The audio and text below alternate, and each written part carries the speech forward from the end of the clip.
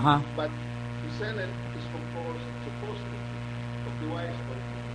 And it is the wise old men who give the advice and legislate the laws. The President is supposed to be the implementer of the thinking of both houses of Congress. Yes.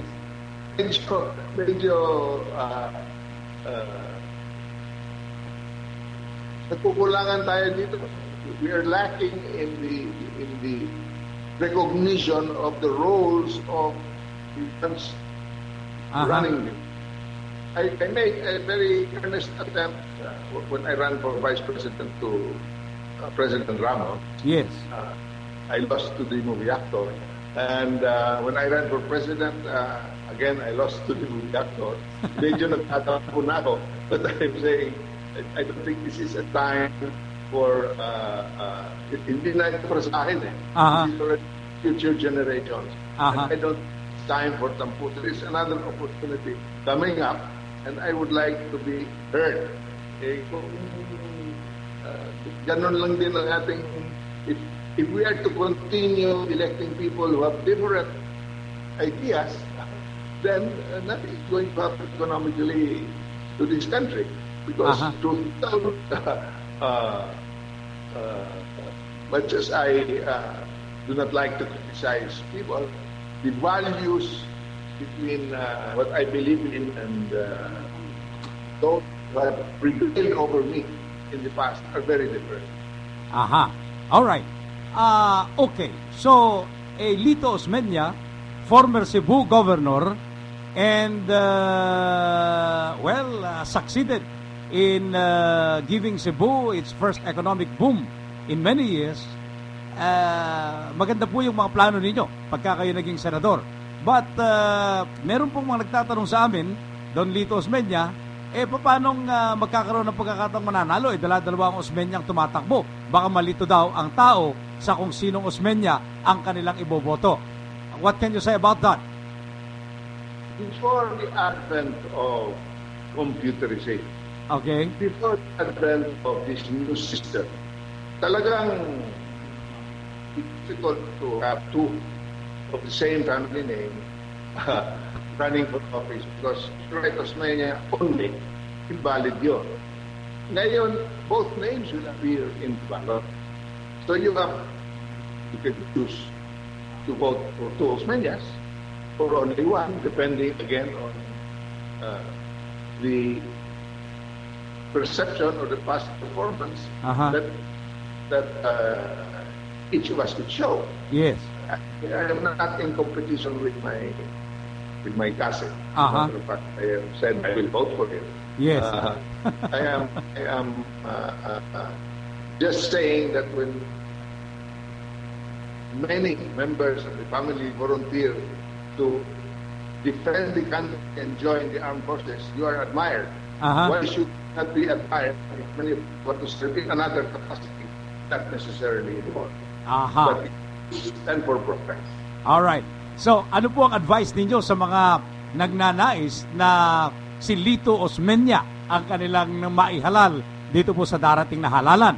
Paano po natin isisigurado na yung mga makalito Osmeña ang nais maging senador, Lito Osmeña ang kanilang iboboto? Emilio yun. Emilio. Kasi ang hahanapin po lang Osmeña, Emilio. Ganun po yung hahanapin.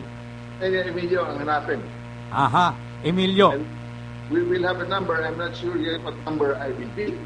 Pero may siguro sa kita kasi Yes. So, yes. That will come when we will be probably announcing the number. Yes. Kasi hahanapin yan sa balota. Nandun na yung mga pangalan. Opo. And we are listed as we registered to vote. So That's yung right. formal name pala namin, yung nasa passport, Opo.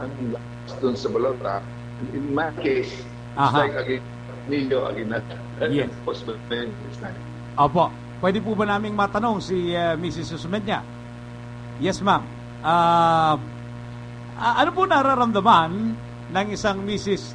Emilio Osmeña na matapos makapaglingkod na ang inyong esposo at makapaglingkod ng mahusay at kinikilala hindi lamang sa Pilipinas kundi sa buong mundo, muling tatakbo at papasukin ang magulong daigdig ng politika? Ano po ang inyong masasabi dito, ma'am? Alam niyo po, kung ako tatanungin, mas gusto kong hindi na siya tumakbo. Subalit, nangangailangan ng ating bansa, nangangailangan ng magagaling na magbabatas. So, talagang I'm supporting him in this thing. Wow. Congratulations, Don Emilio, for the support. I mean, the most important support. Ang pinakamahalagang suporta galing from the spouse, already been announced tonight. Yes. Mas maganda nga po yata yung ganon. Maraming salamat po. How do you see your role as Don Emilio's wife when he becomes a senator of the Republic? Sa pagkakaroon, wala pa akong... This is the first time he's going to be a senator. Yes. But I'll help him with all my might. Whatever I am needed. Very nice. Salamat po. Okay. Lola pa rin po, maging lola pa. Ang mga apo. That's our greatest wealth. That's right. Namin, kasi we have 8 beautiful grandchildren. Wow. That she will to. I will allow her to participate in my problems. Opo. Would Mrs. Osmeña have anything in mind na bibigyan ng pansin ni Senator Lito Osmeña, Senator Emilio Osmeña, kung sakasakali? May priorities po ba kayo, ma'am? Sure. Hindi ko na, no. Yeah. Question po, ulit, please. Alright. Ang tinatanong ko po kasi is, would Mrs. Osmeña have anything in mind as a priority, legislative priority of a Senator Emilio Osmeña? Well, it's just to help our population, to help our people improve their lives. Yes, and they improve their lives through legislation. Okay. All right. So mapunta po tayo sa legislation. What would the Senator Lito Osmeña do once he becomes a Senator of the Republic? Ano po yung kauna-unahang gagawin ng isang Senador Emilio Osmeña sa Senado? Alam mo ba, simple yan. There are so many things we can do very simply. Okay? I will give you an example. You wrote about this in your column. My first legislation will probably be to use the money of people and GSIS members who are carrying the burden and the most productive people in our society, including the contributors to these two funds. They should not be used except for the benefit of their contributors only. That's a very simple one-sentence law that we can easily pass. Remember, in recent history, the difficulties that we have been facing have been through graft in these two institutions, investments into banks, into the corporations, etc. And I don't think it is proper for the money of our biggest contributors to the economy to be used except to themselves for medical, for educational, for housing. There certainly is an assurance of repayment. There will be zero losses because the reduction naman yan eh. But imagine how strong our middle class will be if the money of the contributors of SSS, GSIS go back to the contributors. Make a world of difference in the future of this country. Yes.